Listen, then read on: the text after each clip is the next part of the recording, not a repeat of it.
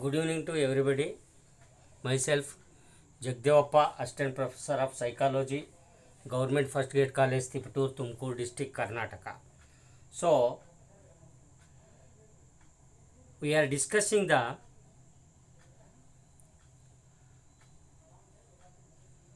first year BA, second sem students of Tumkur University. The subject is psychology. So, in the last session, we have discussed in first unit. In the first unit, we have discussed so many sessions like meaning and nature of motivation, homeostasis, motivation cycle, types of motivation, physiological motives. In the physiological motives, we have already discussed hunger. So, in today's session, we are discussing about thirst, motivation, physiological or biological or basic motives or primary motives like thirst. So, in this session, the motives, objective of this motivation, physiological motives, to understand the physiological motives like thirst, outcome also same. The biological motives are called as physiological motives. These motives are essential for the survival of the organism. Such motives are triggered when there is imbalancement in the body. The body always tends to maintain a state of equilibrium called homeostasis in many of its internal physiological process. So, in the physiological process, some of the physiological motives are like hunger, thirst. Today we are discussing about the thirst. Thirst. The feeling elicited by a requirement for more fluid intake in efforts to keep up an optimum balance of water. Thirst is water. And electrolytes within the bodily tissues.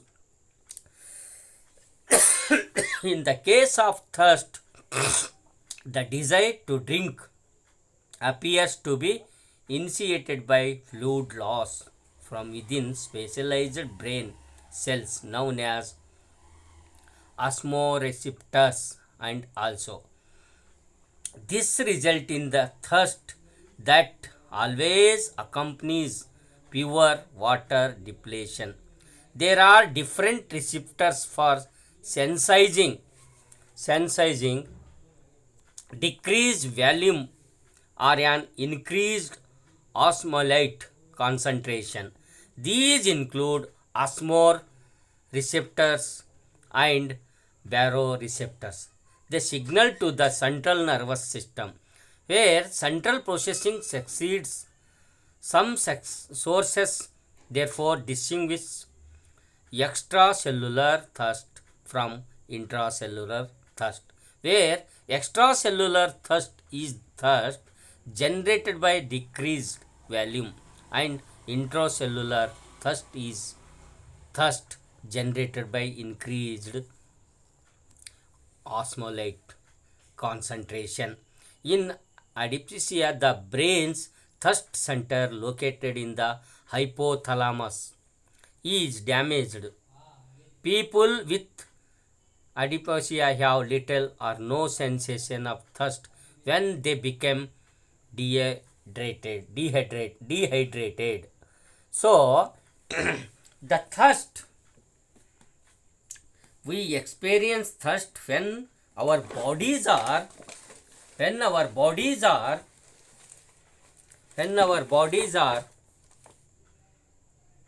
low on water. Like, it means thirst means we experience thirst when our bodies are low in water. We go in search of a liquid and drink, isn't it? We stop drinking once we get filled up.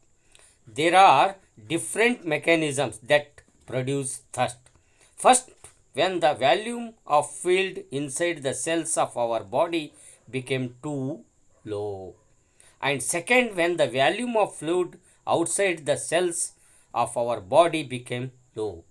So, this theory is called the double depletion theory because it specifies two routes, intracellular and extracellular. Already I told you, intracellular and extracellular of fluid.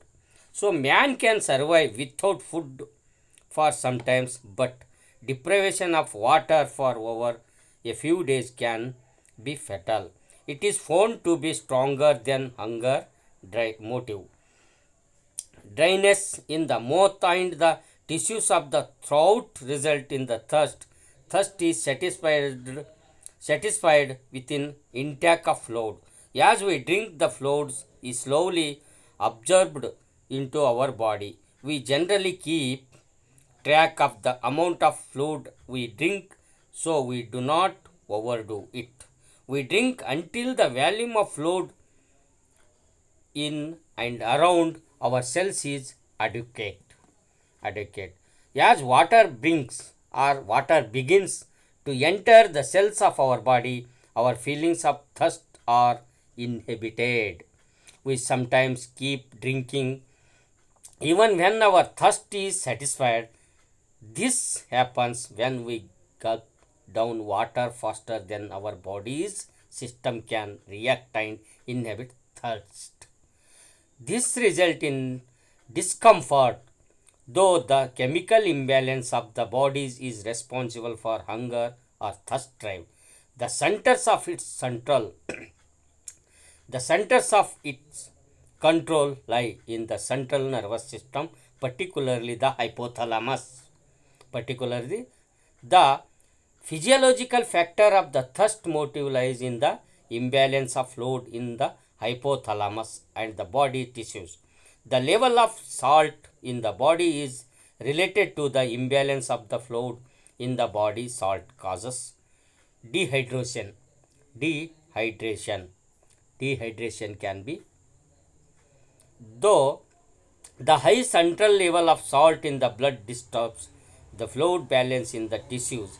The body tissues have to be supplied with fluids. When the message reaches the lateral hypothalamus, the thirst drive is activated. The body's chemical balance is restored after the being supplied with the fluid.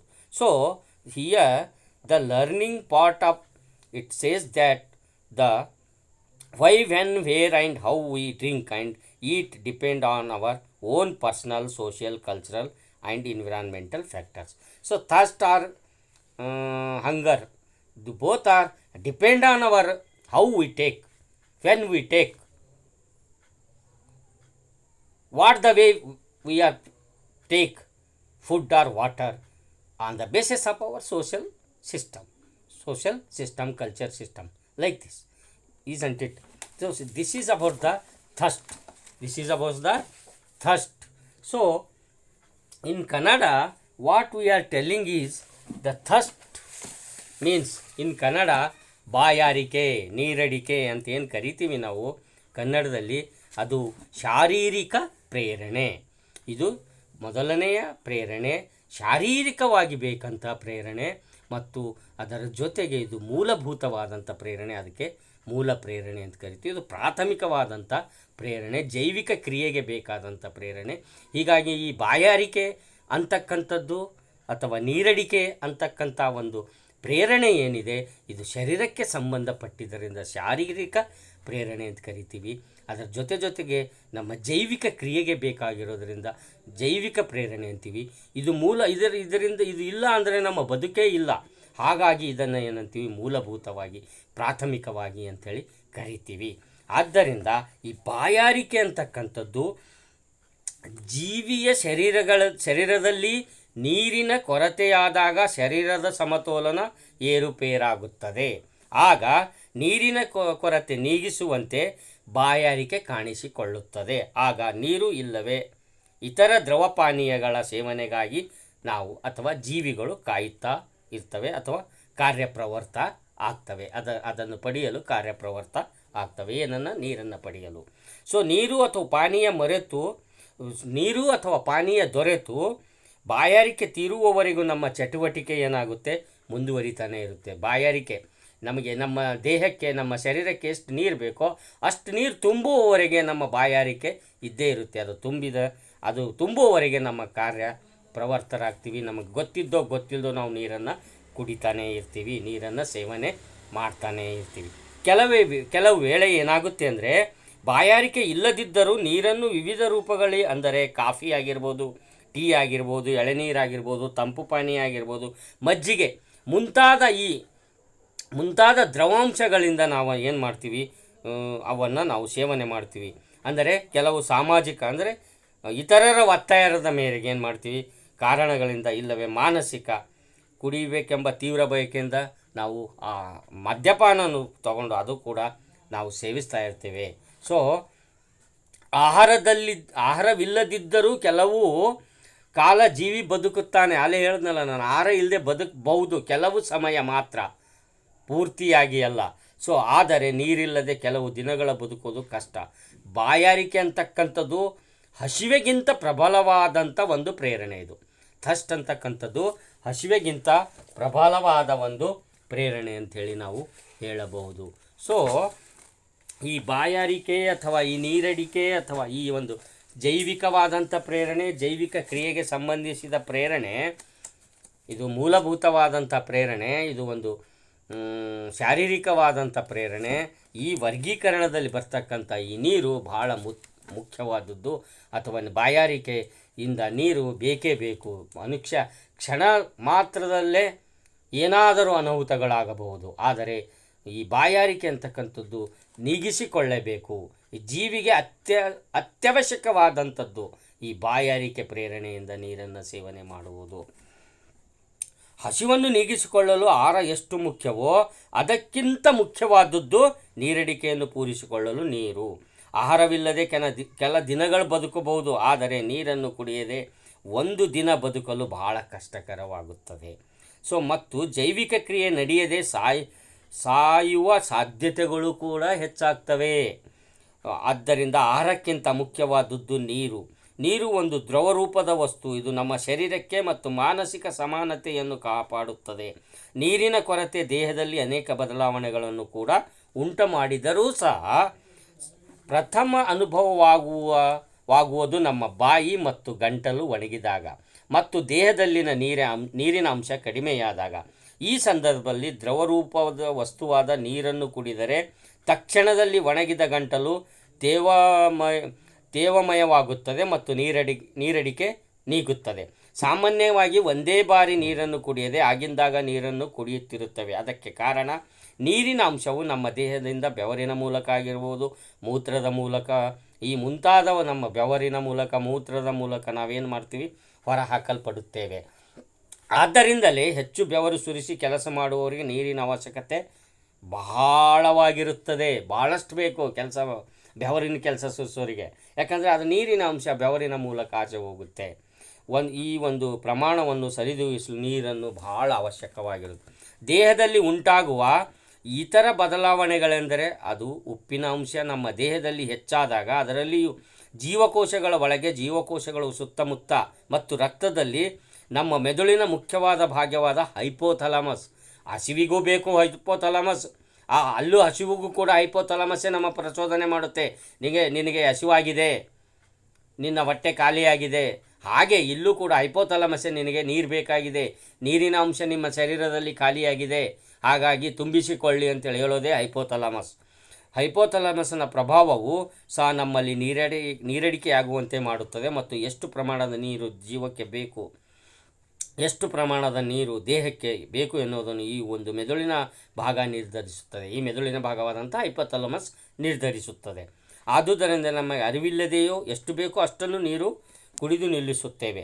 ಮತ್ತೊಂದು ಕಾರಣ, ಅದು ದೇಹದಲ್ಲಿ ಉಷ್ಣಾಂಶ ಹೆಚ್ಚಾದಾಗ ಅದನ್ನು ಸರಿದೂಗಿಸಲು ನೀರನ್ನು ಕುಡಿಯಬೇಕಾಗುತ್ತದೆ. ಉದಾಹರಣೆಯಾಗಿ ಹೇಳೋದಾದರೆ, ಚಳಿಗಾಲದಲ್ಲಿ ನಾವು ನೀರು ಕಡಿಮೆ ಕುಡಿತೀವಿ ಮತ್ತು ಬೇಸಿಗೆಯಲ್ಲಿ ನೀರು ಹೆಚ್ಚು ಕುಡಿತೀವಿ. ಅಂದರೆ ನೀರಿನ ಅಂಶ ಜಾಸ್ತಿ ಬೇಕು. ಅವಾಗ ಅದು ಡ್ರೈ ಆದಂಗೆ, ಅದು ಒಣಗಿದ ಹಾಗೆ ದೇಹದಲ್ಲಿ ಆಚೆ ಹೋಗುತ್ತೆ ಬೇಸಿಗೆ ಕಾಲದಲ್ಲಿ.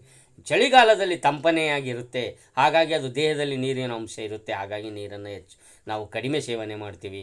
ಆವಾಗ ಬೇಸಿಗೆಯಲ್ಲಿ ನಾವು ಬಿಸಿಲು ದೇಹದಲ್ಲಿಂದ ಆಚೆ ಹೋಗೋದ್ರಿಂದ ಅಲ್ಲಿ ನೀರನ್ನು ಹೆಚ್ಚಿಗೆ ನಾವು ಸೇವನೆ ಮಾಡ್ತೀವಿ. ನೀರು ದ್ರವರೂಪದ ಬಣ್ಣವಿಲ್ಲದ ವಸ್ತುವಾದರೂ ಕೂಡ ಅದರಲ್ಲಿ ಅನೇಕ ಲವಣಾಂಶಗಳು ನಾವು ಕಾಣ್ತೀವಿ. ಅಂದರೆ ಈ ಅಂಶಗಳು ದೇಹವನ್ನು ಯಾವಾಗಲೂ ತೇವಮಯವಾಗಿರುವಂತೆ ಮಾಡುತ್ತವೆ. ಇದರ ಕೊರತೆಯಾದಲ್ಲಿ ಅದನ್ನು ಸರಿಪಡಿಸಲು ನೀವು ಯಾವುದೇ ತಂಪು ಪಾನೀಯ ಕುಡಿದರೂ ಮತ್ತು ಬಿಸಿಯಾದ ನೀರನ್ನು ಕುಡಿದರೂ ಸಹ ತೃಪ್ತರಾಗುವುದಿಲ್ಲ. ಬಿಸಿ ನೀರಿಗಿಂತ ತಣ್ಣನೆ ನೀರು ಬೇಗನೆ ಬಾಯಾರಿಕೆಗಳನ್ನು ನೀಗಿಸುತ್ತದೆ. ಇದಕ್ಕೆ ಕಾರಣ ದೇಹದಲ್ಲಿ ಹೆಚ್ಚಿರುವ ಉಪ್ಪಿನ ಅಂಶವನ್ನು ಸರಿದೂಗಿಸಲು ತಂಪಾದ ನೀರಿನಿಂದ ಹೆಚ್ಚು ಸಾಧ್ಯವಾಗುತ್ತದೆ ಮತ್ತು ಅದು ದೇಹದ ಭಾಗಗಳನ್ನು ನಿಧಾನವಾಗಿ ತಲುಪುವುದರಿಂದ ನೀರಡಿಕೆ ತೃಪ್ತಿಕರವಾಗಿ ನೀಗುತ್ತದೆ. ಸೊ ನಮಗೆ ಹಸಿವು ಎಷ್ಟು ಮುಖ್ಯ ಇದೆಯೋ ಅಷ್ಟೇ, ಒಟ್ಟಾರೆ ನಾವು ಹೇಳೋದಾದರೆ ಹಸಿವು ನಮಗೆ ಎಷ್ಟು ಮುಖ್ಯ ಇದೆಯೋ ಅಷ್ಟೇ ಬಾಯಾರಿಕೆಯೂ ಕೂಡ ನಮ್ಮ ದೇಹದ ಚಲನವಲನಕ್ಕೆ ಮುಖ್ಯವಾಗಿದೆ ಅಂತ ಹೇಳ್ಬೋದು. ಸೊ ಇವೆರಡು ಶಾರೀರಿಕ ಪ್ರೇರಣೆಗಳೇ, ಮೂಲಭೂತವಾದಂಥ ಪ್ರೇರಣೆಗಳೇ, ಜೈವಿಕ ಕ್ರಿಯೆಯಲ್ಲಾಗುವ ಪ್ರೇರಣೆಗಳೇ, ಪ್ರಾಥಮಿಕವಾದಂಥ ಪ್ರೇರಣೆಗಳೇ. ಇವೆಲ್ಲವೂ ಪ್ರಾಥಮಿಕ ಬೇಕೇ ಬೇಕು, ಮೂಲಭೂತವಾಗಿ ಜೀವಿಗೆ ಬೇಕೇ ಬೇಕು, ಶರೀರಕ್ಕೆ ಬೇಕು. ಹಾಗಾಗಿ ಈ ಶಾರೀರಿಕ ಪ್ರೇರಣೆಗಳಲ್ಲಿ ಹಸಿವಿನಕ್ಕಿಂತ ಹೆಚ್ಚು ಅತ್ಯವಶ್ಯಕ ಪ್ರಮುಖ ಪಾತ್ರ ವಹಿಸ್ತಕ್ಕಂಥ ಒಂದು ಪ್ರೇರಣೆ ಅಂತಂದರೆ ನಾವು ಬಾಯಾರಿಕೆ ಅಥವಾ ನೀರಡಿಕೆ ಅಂತೇನು ಹೇಳ್ತೀವಿ. ಸೊ ಇದೆಲ್ಲವೂ ಕೂಡ ನಮ್ಮ ಶರೀರದ ಕ್ರಿಯೆಯಿಂದ ಆಗ್ತಕ್ಕಂಥ ಪ್ರೇರಣೆ. ನಮಗೆ ನೀರಿನ ಅಂಶ ಕಮ್ಮಿ ಬಿದ್ದಾಗ ಹೈಪೋಥಾಲಮಸ್ ಅದನ್ನು ನಮಗೆ ಪ್ರಚೋದಿಸುತ್ತದೆ, ಗುರ್ತು ಮಾಡುತ್ತದೆ. ಆವಾಗ ನಾವು ನೀರು ಸೇವನೆ ಮಾಡಲು ಎಚ್ಚರ ಆಗ್ತೀವಿ. ಆ ಸೇವನೆ ಮಾಡು ಎಷ್ಟು ನೀರಿನ ಪ್ರಮಾಣ ಬೇಕು, ಎಷ್ಟು ದ್ರವದ ಅಂಶ ನಮಗೆ ಅವಶ್ಯಕತೆ ಇದೆ ನಮ್ಮ ಶರೀರಕ್ಕೆ ಅಂತೇಳಿ ಆ ಹೈಪೋಥಾಲಮಸ್ ನಿರ್ಣಯ ಕೈಗೊಳ್ಳುತ್ತದೆ, ಅದೇ ನಿರ್ಧರಿಸುತ್ತದೆ. ಹಾಗಾಗಿ ನಾವು ನೀರು ಕುಡಿಬೇಕಾದ್ರೆ ನಮ್ಗೆ ಗೊತ್ತಿಲ್ಲದೋ ಸಾಕು ಅನ್ನುವರೆಗೆ ನೀರು ಕುಡಿತೀವಿ. ಅದು ಹೈಪೋಥಾಲಮಸ್, ಅದು ಸಾಕು ಅನ್ನುವರೆಗೆ ಕುಡಿತೀವಿ. ಅಂದರೆ ಅಲ್ಲಿ ಎಷ್ಟು ಬೇಕೋ ಅಷ್ಟು ಪ್ರಮಾಣ ತುಂಬಿದೆ, ಅದರ ಲೆವೆಲ್ ಆಗಿದೆ, ಅದು ತುಂಬಿದೆ, ಅದರ ಸಮತೋಲನ ಆಗಿದೆ, ಹೋಮಿಯೋಸ್ಟಾಸಿಸ್ ಆಗಿದೆ, ಎಕ್ವಿಲಿಬ್ರಿಯಮ್ ಆಗಿದೆ ಅಂತಕ್ಕಂಥದ್ದು ನಿರ್ಧಾರ ಕೈಗೊಳ್ಳುತ್ತೆ ಅದು ಹೈಪೋಥಾಲಮಸ್. ಸಾಕು ನಿನಗೆ ನೀರು, ಇಲ್ಲ ಬೇಕು ಅಂದಾಗ ತಾನಾಗಿ ನಾವು ಕುಡಿತಾನೆ ಇರ್ತೀವಿ, ತಗೊಳ್ತಾನೆ ಇರುತ್ತೆ. ಸೊ ಇಷ್ಟು ಈ ಒಂದು ಬಾಯಾರಿಕೆ ಅಥವಾ ನೀರಡಿಕೆಯ ಪ್ರೇರಣೆಯ ಬಗ್ಗೆ ನೀವು ಅಧ್ಯಯನ ಮಾಡಿದೀವಿ ಅಥವಾ ಚರ್ಚನೆ ಮಾಡಿದೀವಿ ಅಂದ್ಕೊತೀನಿ. ಅಂದರೆ ಶಾರೀರಿಕ ಪ್ರೇರಣೆಯಿಲ್ಲಾದಂಥ ಈ ಒಂದು ಬಾಯಾರಿಕೆ ಅಥವಾ ನೀರಡಿಕೆ ಅಂತಕ್ಕಂಥ ಪ್ರೇರಣೆ ಬಗ್ಗೆ ನೀವು ಒಂದು ಅಧಿವೇಶನದಲ್ಲಿ ಹಸಿವಿಗೆ ಸಂಬಂಧಪಟ್ಟಂತೆ ನಾವು ಚರ್ಚೆ ಮಾಡಿದ್ದೀವಿ. ನೀವು ಹಂಚ್ಕೊಂಡಿವಿ ಆ ಅಂಶ ಯಾವುದು, ಹಸಿವಿನ ಅಂಶ. ಈಗಿನ ಸೆಷನ್ನಲ್ಲಿ ನೀವು ಏನು ಹಂಚ್ಕೊಂಡಿವಿ ಅಂದರೆ ಶಾರೀರಿಕ ಪ್ರೇರಣೆಯಲ್ಲಿ ಇನ್ನೊಂದು ಪ್ರೇರಣೆ ಏನಂದರೆ ಅದು ಹಸಿವು. ಅದಕ್ಕೆ ಸಂಬಂಧಪಟ್ಟಂತೆ ನೀವು ಚರ್ಚೆ ಮಾಡಿ ಹಂಚ್ಕೊಂಡಿವಿ. ನನಗೆ ಗೊತ್ತಿರುವ ಮಾಹಿತಿಯ ಪ್ರಕಾರ, ನನಗೆ ಅರಿತಿರುವ ಆ ಜ್ಞಾನದ ಆಧಾರದ ಮೇಲೆ ಈ ಹಸಿವಿಗೆ ಎಷ್ಟು ಹೇಳಿದ್ದನೋ ಅಷ್ಟೇ ಬಾಯಾರಿಕೆಗೆ ಸಂಬಂಧಪಟ್ಟಂಥ ಪ್ರೇರಣೆಯ ಬಗ್ಗೆ ನಾನು ನಿಮ್ಮೆದುರಿಗೆ ನನ್ನ ಜ್ಞಾನವನ್ನು, ನನಗೆ ತಿಳಿದಂಥ ಅನುಭವವನ್ನು ನಿಮ್ಮೆದುರಿಗೆ ಹಂಚಿಕೊಂಡಿದ್ದೀನಿ. ಅಂದರೆ so what we know about the thirst which is physiological motives, biological motives, basic motives, primary motives. In these motives, the thirst is depend on our equilibrium, means balance, water balance, liquid balance. This balance stimulated by hypothalamus, which is what I know on the basis of best of my knowledge I presented in front of you ಅಂತ ಹೇಳುತ್ತಾ ನನ್ನ ಜ್ಞಾನದ ಆಧಾರದ ಮೇಲೆ ನನಗೆ ಗೊತ್ತಿರುವಂಥ ಮಾಹಿತಿಯನ್ನು ತಮ್ಮ ಮುಂದೆ ಹಂಚ್ಕೊಂಡಿದ್ದೀನಿ. ತಾವು ಅರ್ಥ ಮಾಡ್ಕೊಂಡಿದ್ದೀರಿ ಸ್ವಲ್ಪ ಆದರೂ ಅಂತ ಅಂದ್ಕೊತ ನನ್ನ ಇವತ್ತಿನ ಸೆಷನ್, ಬಾಯಾರಿಕೆಯ ಸೆಷನ್, ಹಸಿವಿನ ಜೊತೆಗೆ ನೀರು ಬೇಕು ಅಂತಕ್ಕಂಥ ಒಂದು ಅಧಿವೇಶನವನ್ನು, ಬಾಯಾರಿಕೆ ಅಂತಕ್ಕಂಥ ಒಂದು ಪ್ರೇರಣೆಯ ಅಧಿವೇಶನವನ್ನು ತಮ್ಮ ಮುಂದೆ ನನಗೆ ಗೊತ್ತಿರುವ ಮಾಹಿತಿಯನ್ನು ನನ್ನ ಜ್ಞಾನದ ಆಧಾರದ ಮೇಲೆ ಪ್ರಿಯ ವಿದ್ಯಾರ್ಥಿಗಳೇ ನಿಮ್ಮ ಮುಂದೆ ನಾನು ಪ್ರದರ್ಶನ ಮಾಡಿದ್ದೀನಿ, ಹಂಚಿಕೊಂಡಿದ್ದೀನಿ ಅಂತ ಹೇಳುತ್ತಾ ತಮ್ಮ ಅಪ್ಪಣೆಯ ಮೇರೆಗೆ ಇವತ್ತಿನ ಸೆಷನ್ನನ್ನು ನಾನು ಮುಗಿಸಲು ಅಥವಾ ಕೊನೆಯ ಹಂತವನ್ನು ಆಗಿಸಲು ಮುಗಿಸಲು ನಾನು ತಮ್ಮ ಅಪ್ಪಣೆ ಮೇರೆಗೆ ಈ ಒಂದು ಅಧಿವೇಶನವನ್ನು ಮುಗಿಸುತ್ತೇನೆ ಅಂತ ಹೇಳುತ್ತಾ ಎಲ್ಲರಿಗೂ ಧನ್ಯವಾದ. ನನ್ನ ಪ್ರೀತಿಯ ಆತ್ಮೀಯ ವಿದ್ಯಾರ್ಥಿಗಳಿಗೆ ಧನ್ಯವಾದವನ್ನು ಅರ್ಪಿಸುತ್ತಾ ಈ ಒಂದು ಸೆಷನ್ವನ್ನು ನಾನು